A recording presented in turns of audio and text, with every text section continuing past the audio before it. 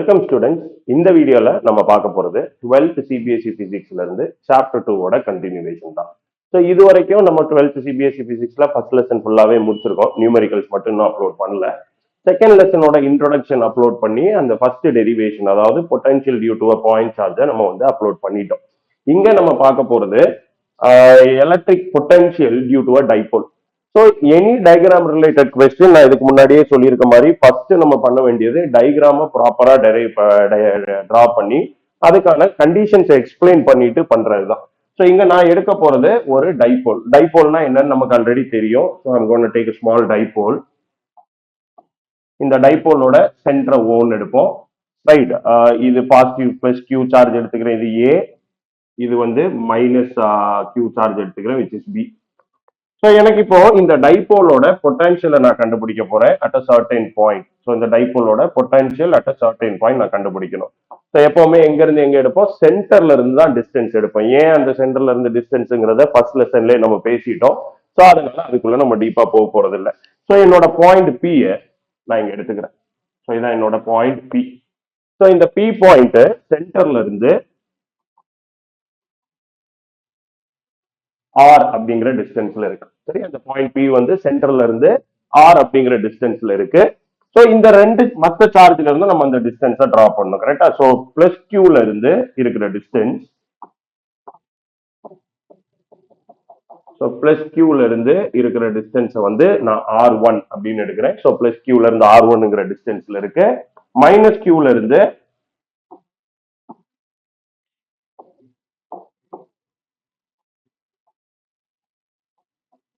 R2 அப்படிங்கிற டிஸ்டன்ஸ்ல இருக்கு. ஸோ மைனஸ் கியூல இருந்து R2ங்கிற டிஸ்டன்ஸ்ல இருக்கு.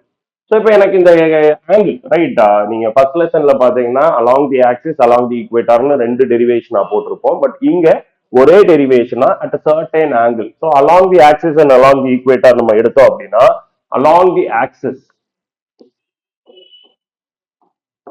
ஸோ அலாங் தி ஆக்சிஸ் பாத்தீங்கன்னா தீட்டா ஈக்குவல் டு 0 டிகிரி. கிளியரா? அலாங் தி ஈக்குவேட்டர் பாத்தீங்கன்னா தீட்டா ஈக்குவல் டு 90 டிகிரி. இப்படி ரெண்டே கண்டிஷனுக்கு தான் நம்ம டெரைவ் பண்ணோம். பட் இங்க along the axis equator combine பண்ணி எனி ஆங்கிள் அப்படிங்கிறதுக்கு எடுக்க போறோம். So let this be theta which is any angle. கிளியரா? ஓகே.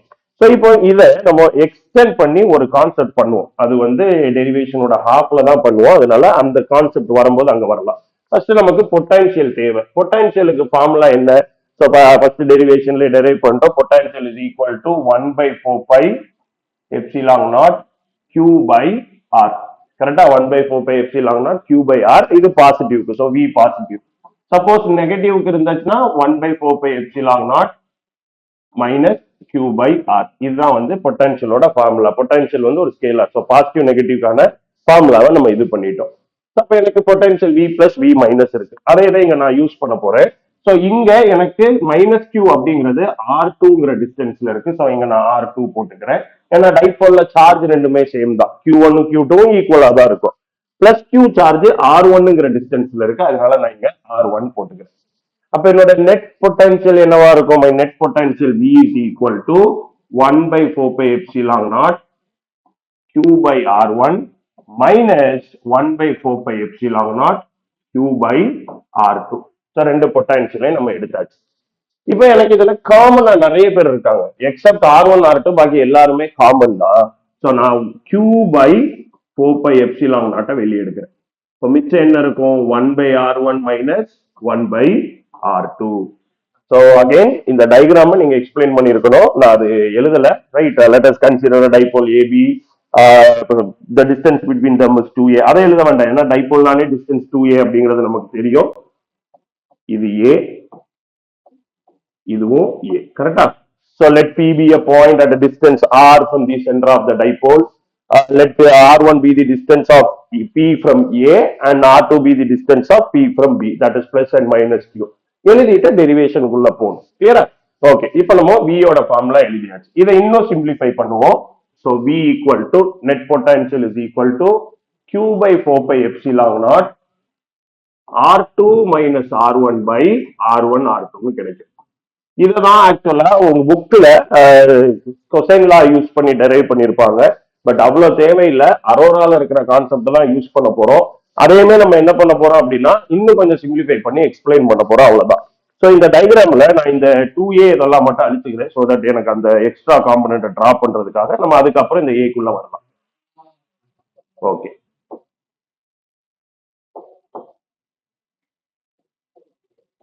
ஸோ இது கிளியரா? இப்போ நான் இதை லைட்டா எக்ஸ்டெண்ட் பண்றேன். இந்த பாட்டை நான் இங்க எக்ஸ்டெண்ட் பண்றேன். ஏன் எக்ஸ்டெண்ட் பண்றேன் அப்படிங்கிறதுக்கு நம்ம வருவோம். ஸோ இதை எக்ஸ்டெண்ட் பண்ணிட்டு ஏல இருந்தும் பில இருந்தும் இந்த இந்த ஆர் லைன் சென்ட்ரல் லைன் இருக்குல்ல, அதுக்கு நான் பெர்பெண்டிகுலர் லைன் டிரா பண்ண போறேன். சரியா? நான் டிரா பண்ண போறது ஒரு பெர்பெண்டிகுலர் லைன். இப்போ இங்க நான் இந்த லைனுக்கு பெர்பெண்டிகுலர் எடுக்கணும் அப்படின்னா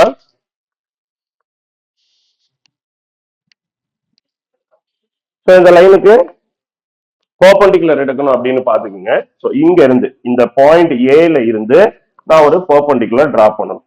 சரியா? பாயிண்ட் ஏல இருந்து. ஸோ இங்க எங்க போனாலும் இந்த லைன் பெர்பெண்டிகுலரா இருக்க போறது இல்லை. இந்த ஏல இருந்து ஏ பாயிண்ட்ல இருந்து நான் எங்க போய் கனெக்ட் பண்ணாலும் inside the circle, inside the triangle, எங்க போனாலுமே எனக்கு என்ன கிடைக்காது, 90 டிகிரி கிடைக்காது. உங்களால பார்க்க முடியுது. இங்கதான் எங்கேயோ ஒரு 90 டிகிரி கிடைக்கும். ஸோ அதனால நான் என்ன பண்றேன், வெளியே எக்ஸ்டெண்ட் பண்ணி கொண்டு வரேன். ஓகே. ஸோ இங்க இருந்து இந்த இடத்துல இருந்து இங்க ஏதோ ஒரு இடத்துல இந்த 90 டிகிரியை நான் இது பண்ண போறேன். வெளியே தான் வரும்னு எனக்கு தெரியும். நான் எக்ஸாக்டா 90 டிகிரி வரலைனாலும் வெளியே கனெக்ட் பண்ணிட்டா போதும். சரியா? பாயிண்ட் நம்பர் 1 என்னோட ஏல இருந்து வரக்கூடிய பெர்பெண்டிகுலர் இங்க இங்கேயோ உட்கார்ந்து இருக்கும். கிளியரா? ஓகே. அடுத்து பிக்கு பாத்தீங்கன்னா இங்கேயே கிடைச்சிடும். ரைட்? பிக்கு பாத்தீங்கன்னா இங்கேயே கிடைச்சிடும். அதனால நான் இங்க டிரா பண்ணிக்கிறேன். இதுவும் 90 டிகிரி. நான் ரெண்டு 90 டிகிரியை டிரா பண்ணியாச்சு. இது போதும். இப்ப இந்த காம்பனன்ட் மட்டும் நான் இதை வந்து ஏபி ஆல்ரெடி இருக்கா, இது ஓவா சிடி இப்படி இருக்கட்டும். இந்த காம்பனன்ட் மட்டும் நான் தனியா டிரா பண்றேன். இது ஏ பி இப்படி ஒரு லைன் இருக்கு. இது 90 டிகிரி, இது 90 டிகிரி. கரெக்டா? இது ஓ, இது சி, இது டி நான் எடுத்துக்கிறேன். ஸோ அந்த காம்பனன்ட் மட்டும் டிரா பண்ணிக்க, கொஞ்சம் புரியும் அப்படிங்கிறதுக்காக. இது எக்ஸாமுக்கு நீங்க பண்ண வேண்டாம், டைரக்டா நீங்க எழுதிக்கலாம். ஓகே. இந்த சைடு ஏ, இந்த சைடு ஏ, ஏன்னா ஓ வந்து சென்டர். கரெக்டா? ஸோ இப்போ இங்க வந்தோம் அப்படின்னா இந்த ஆங்கிள் தீட்டானா இந்த ஆங்கிளும் தீட்டா, வெர்டிகலி ஆப்போசிட் ஆங்கிள். சின்ன கிளாஸ்ல 9th படிச்சாச்சு. கரெக்டா? Vertically opposite angle. So 9th lines ஆங்கிள்லயே படிச்சுட்டீங்க. சில பேர் 7th, ஏன்னா நிறைய டைப் ஆஃப் சிலபஸ் இருக்கு, சில பேர் 7th படிச்சிருப்பீங்க. அப்ப இந்த ஆங்கிள் நான் எடுத்துக்கிட்டேன் அப்படின்னா இது தீட்டா, இதுவும் தீட்டா. அப்ப எனக்கு இங்க 2 தீட்டாங்கிறனால நான் இந்த சைட், அப்ப இது 90 டிகிரி அப்படிங்கறனால இது என்னோட ஹைபாட்னஸ், அதே மாதிரி இதுவும் என்னோட ஹைபாட்னஸ். எனக்கு தேவை யாரு அப்படின்னு பாத்தீங்கன்னா இந்த சைடு. இந்த சைடு வந்து எனக்கு அட்ஜசன்ட் சைடு. கரெக்டா? ரெண்டுலயுமே எனக்கு தேவை என்ன, என்னோட அட்ஜசன்ட் சைடு எனக்கு வேணும். இப்ப அட்ஜசன்ட் சைடு கண்டுபிடிக்க என்ன தீட்டா யூஸ் பண்ணுவோம், காஸ் தீட்டா யூஸ் பண்ணுவோம். கரெக்டா? அட்ஜசன்ட் சைடு கண்டுபிடிக்க நம்ம யூஸ் பண்ண போறது காஸ் தீட்டா. இப்ப நான் இங்க இருந்து காஸ் தீட்டா கண்டுபிடிச்சேன். நான் இதை எக்ஸ், இதை ஒய்னு வச்சுக்கிறேன். So X equal to cos தீட்டானே ஆரம்பிப்போமே. Cos theta is equal to X by A. So X is equal to A cos theta. இது ரிசால்விங்லேயே நீங்க படிச்சிருப்பீங்க, 11th ரிசால்விங் ஆஃப் வெக்டார்ஸ்ல படிச்சதுதான். சேம் வே இங்க ஒய்ய கண்டுபிடிச்சீங்கன்னாலும் ஏ காஸ் தீட்டா கிடைக்கும். ஸோ எக்ஸும் ஏ காஸ் தீட்டா, ஒய்யும் ஏ காஸ் தீட்டா. அப்ப இந்த டிஸ்டன்ஸ், ரைட், இந்த டயக்ராம்ல இந்த டிஸ்டன்ஸ், இந்த டிஸ்டன்ஸ நான் ஏ காஸ் தீட்டான்னு எழுதலாம். அதே மாதிரி இந்த டிஸ்டன்ஸையும் நான் ஏ காஸ் தீட்டான்னு எழுத முடியும். ஸோ ரெண்டையும் ஏ காஸ் தீட்டா எழுதியாச்சு. கிளியரா? ஸோ அடுத்தது இந்த R1க்கும் இந்த ஆருக்கும் என்ன சம்பந்தம் அப்படிங்கிறத நம்ம லைட்டா வந்து ஒரு சின்ன டெமோ ஓடி பார்த்துடலாம்.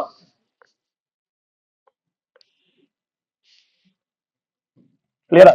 ஸோ இங்க நான் ஒரு வயரை வந்து இந்த பெண்ணில் கனெக்ட் பண்ணி வச்சிருக்கேன், உங்களால பார்க்க முடியும்.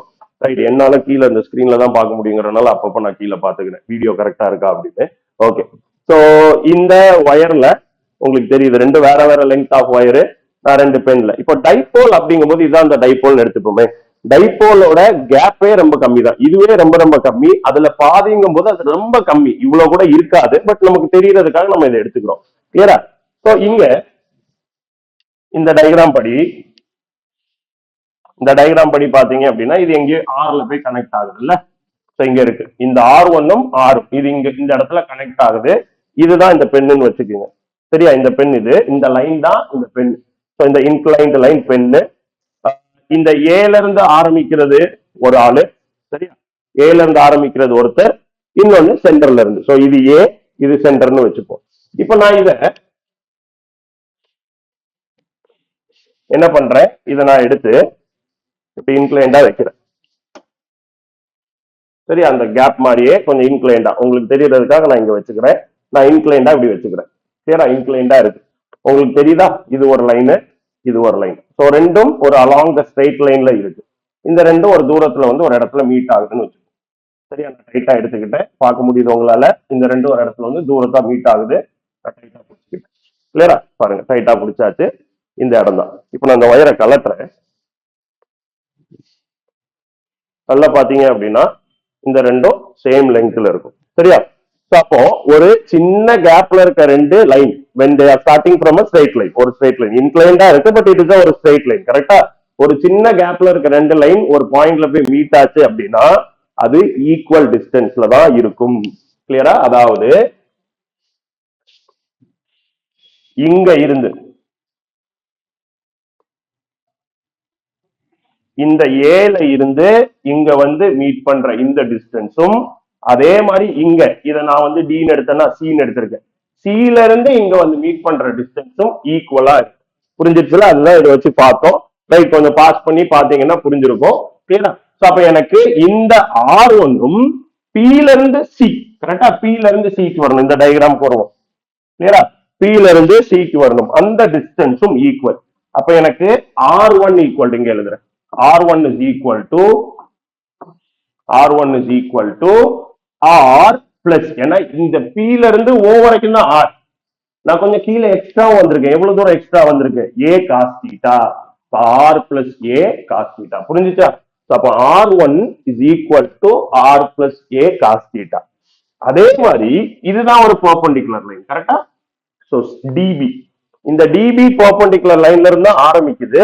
இந்த ரெண்டும் அங்க போய் கனெக்ட் ஆகும் போது ஈக்குவல் டிஸ்டன்ஸ் தான் டிராவல் பண்ணிருக்கும். அப்ப என்னோட R2 is equal to R minus A cos theta. இந்த ரெண்டும் புரிஞ்சிச்சுன்னா டெரிவேஷன் முடிஞ்சிச்சு. ரொம்ப சிம்பிளான டெரிவேஷன். ஏன்னா 1 2 3 4 5 இந்த 5 ஸ்டெப் தான் போட்டிருக்கோம். 5மே ரொம்ப சிம்பிளா புக்ல இருந்து அந்த ஃபார்முலாவை போட்டு காமன் வெளியெடுத்து சிம்பிளிஃபை பண்ணிருக்குமே தவிர இதுக்காக நம்ம போதி தர்மம் எழுப்ப வேண்டிய அவசியம் இல்லை. அப்ப எனக்கு R2 R1 தெரியணும். நான் அங்க இருந்து R1 கண்டுபிடிச்சேன். R1 என்ன, R plus A cos theta. R2 என்ன, R minus A cos theta. Okay, இந்த ரெண்டையும் சிம்பிளிஃபை பண்ணி இந்த டேர்மை சிம்பிளிஃபை பண்ணா டெரிவேஷன் முடிஞ்சிச்சு. சிம்பிளிஃபை பண்ணிடுவோம். சோ நான் முதல்ல R2 minus R1 கண்டுபிடிச்சேன். R2 minus R1 கண்டுபிடிச்சா என்ன வரும், R plus R minus A cos theta into minus R plus A cos theta. So minus உள்ள போகும்போது R minus A cos theta minus R minus A cos theta. R cancel ஆயிடும். கரெக்டா, minus A cos theta minus A cos theta என்ன கிடைக்கும், minus 2A cos theta. இது எனக்கு R2 minus R1. Clear. அடுத்தது R1 R2 கண்டுபிடிக்கணும். R1 into R2 which is equal to R plus A cos theta into R minus A cos theta. A plus B into A minus B formula. கரெக்டா, 9ஆம் கிளாஸ்ல நீங்க படிச்ச maths formula தான்.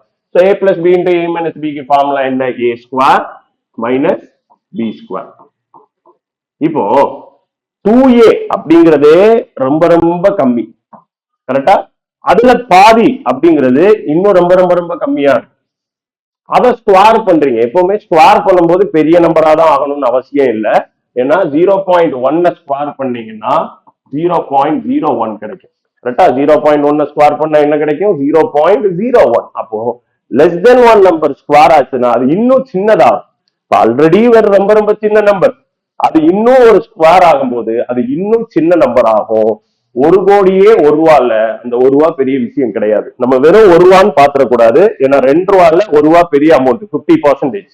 கிளியரா, அப்ப எனக்கு ஒருத்தர் 2 ரூபா தரணும், 1 ரூபா தந்துட்டேப்பா, 1 ரூபா கழிச்சுக்கப்பா அப்படின்னு சொன்னா என்னடா தர வேண்டியதே 2 ரூபா, அதுல பாதியாவது கழிச்சுக்க சொல்றியடாங்கிற மாதிரி இருக்கும். இதே எனக்கு ஒரு 1,01,000 ஒருத்தர் தரணும், இல்ல ஒரு பொருளே வச்சுக்கீங்களா, நீங்க நிறைய ப்ராடக்ட் வாங்கும் போதே பார்த்திருப்பீங்க, 99,999, 1 lakh கொடுப்போம், ₹1 நம்ம எதிர்பார்க்க போறது இல்லை. ஏன்னா அந்த 1,00,000 கூட கம்பேர் பண்ணும்போது ₹1 ஒரு ஸ்மால் அமௌண்ட். சேம் வே இந்த ஆர் ஸ்கொயர் கூட கம்பேர் பண்ணும்போது இந்த ஏ ஸ்கொயர் காஸ் ஸ்கொயர் தீட்டா ரொம்ப ரொம்ப ரொம்ப ரொம்ப சின்ன வேல்யூ. ஸோ நான் இதை நியர்லி ஈக்குவல் டு ஆர் ஸ்கொயர்னு எழுத முடியும். புரியுதா? Nearly equal to r square. இப்ப இதை தான் நான் எங்க சப்ஸ்டியூட் பண்ண போறேன், என்னோட இந்த formula. That is P equal to ஃபார்முலால R2 மைனஸ் R1க்கு பதிலா -2a காஸ் தீட்டாவையும் R1 R2க்கு பதிலா ஆர் ஸ்கொயரையும் சப்ஸ்டியூட் பண்ண போறேன். அப்ப என்ன கிடைக்கும்? V equal to Q by 4 pi epsilon naught R2 minus R1க்கு பதிலா -2a cos theta divided by R1 minus R2க்கு பதிலா R1 R2க்கு பதிலா R ஸ்கொயர்.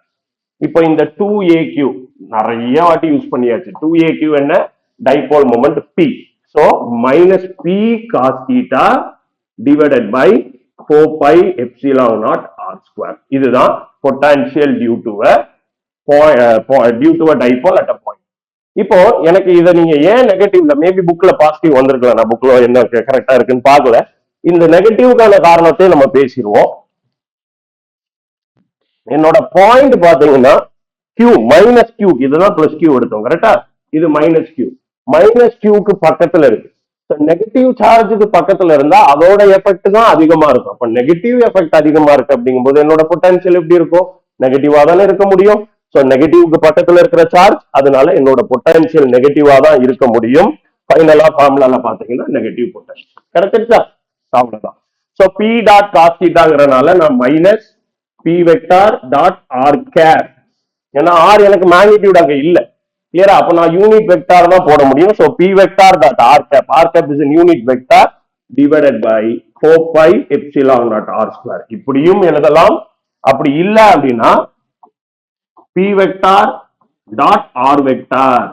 இப்ப நான் என்ன பண்றேன், மேல எக்ஸ்ட்ரா ஒரு ஆர் மல்டிப்ளை பண்ணிருக்கேன் கரெக்டா, எக்ஸ்ட்ரா ஒரு ஆர் மேல மல்டிப்ளை பண்ணிட்டு அதனால கீழே எனக்கு என்ன வரணும், 4 pi epsilon naught r cube. சரியா? சோ கேர்ஃபுல்லா இருக்கணும்.